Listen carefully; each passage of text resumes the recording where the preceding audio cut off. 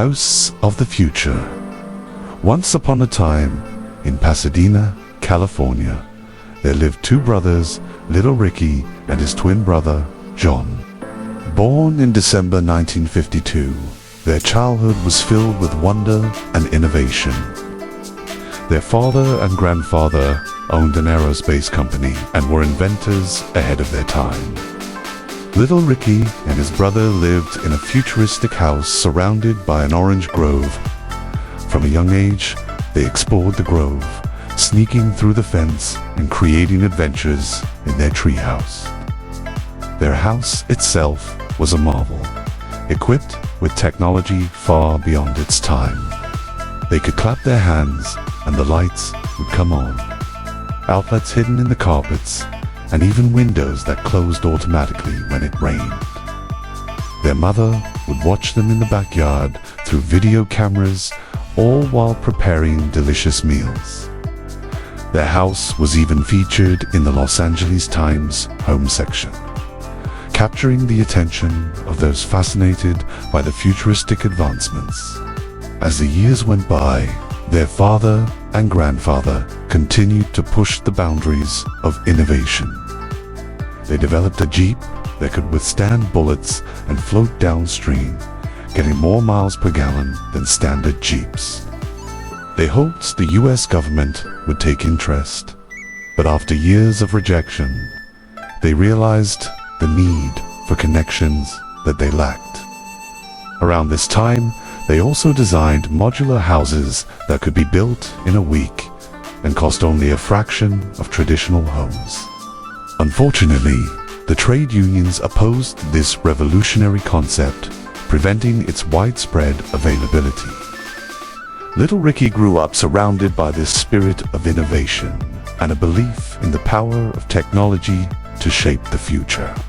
He inherently absorbed the belief that the future could be brought into the present, and he became determined to do just that.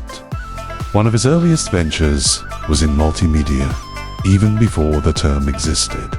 Teaming up with a close friend named John Slosky, they developed a visual database for the real estate market.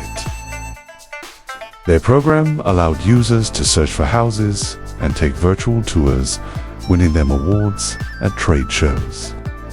However, the world wasn't quite ready for such advancements, and their project, although ahead of its time, didn't gain the traction they had hoped for. They also worked on photo database programs for the Department of Justice, but eventually lost the bid to IBM, who offered to complete the job for just $1. Throughout his journey, Little Ricky always felt a strong connection to something beyond the physical world. He carried with him an early impression, a memory of him and his brother communicating telepathically when they were born. They would laugh inside, sharing experiences, emotions, and even visuals without the need for words. In their young minds, this form of communication felt natural and effortless. Little Ricky heard stories of tribes in the South Pacific Islands who communicated telepathically with their loved ones, reinforcing his belief in the power of such connections. Despite society's skepticism, he clung to the idea that these abilities were inherent within humanity, simply forgotten and unexplored. As he grew older, Little Ricky couldn't help but feel a sense of excitement and curiosity about what lay beyond the horizon. He continued his explorations, both in the physical world and within himself. He yearned to bridge the gap between the futuristic dreams of his family and the present reality. He believed that with determination and a willingness to embrace the unknown, he could bring about transformative change, uniting the spiritual and technological realms.